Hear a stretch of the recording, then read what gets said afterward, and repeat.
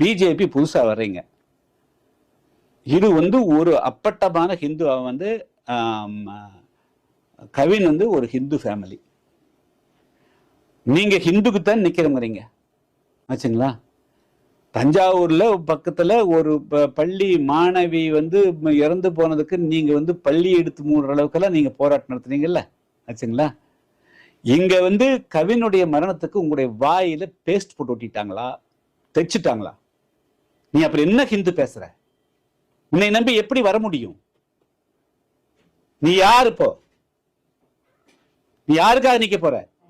அப்ப வந்து வெற்றவனுக்கும் குத்தரவனுக்கும் அடாவடி பண்றவனுக்கும் தான் பேசுறதா ஹிந்து பிஜேபியா?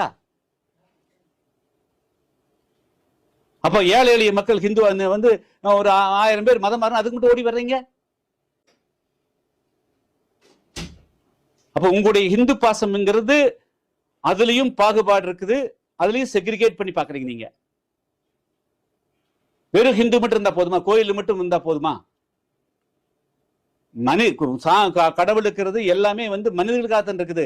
இதுல என்னாச்சு? தேசிய தலைமை என்னாச்சு? மாநில தலைமை என்னாச்சு? ஏன் இந்த சம்பவத்தை கண்டிக்கிறோம் என்று வாய் திறந்து பிஜேபி பேசுறதுக்கு என்ன குறைஞ்சு போச்சு?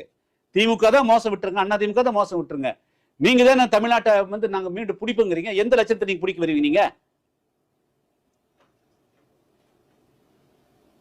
அப்ப வந்து நீங்க சும்மா வந்து வெறும் வார்த்தை ஜால ரெட்டாருக்கு வெறும் வார்த்தை ஜாலத்திலேயே வந்து தமிழ்நாட்டு மக்களுடைய எல்லா இந்துக்களும் உங்ககிட்ட பக்கம் வந்துருவாங்களா?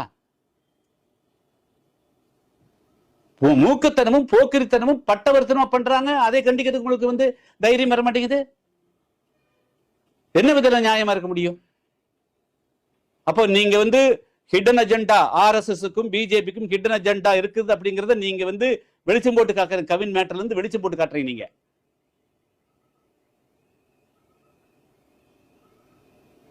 100 சம்பவத்தை எடுக்க வேண்டியது ஒரு சம்பவம் மட்டுமே போதும்.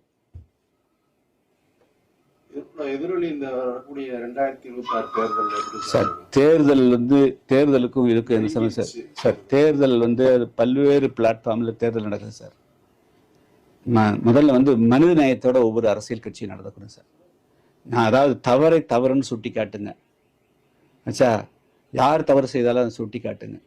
இதுல வந்து நீங்க ஒரு சைடு எடுக்க வேண்டிய அவசியம். இது ஓட்டு போயிடும் ஓட்டு வரும்னு பார்க்காது. ஓட்டுக்காக வந்து இந்த நாடு கிடையாது, இந்த மக்கள் கிடையாது ஆச்சுங்களா?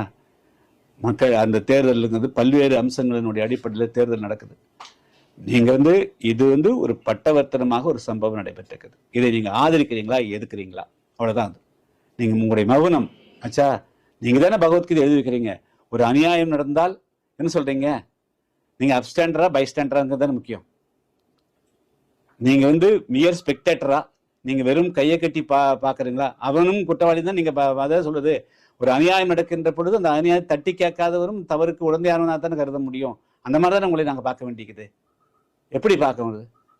நாங்க திமுக கிட்ட கேள்வி, திமுக அவர்கள் என்றோ கொள்கையை விட்டு போய்விட்டார்கள், அண்ணா திமுக பேச முடியாது.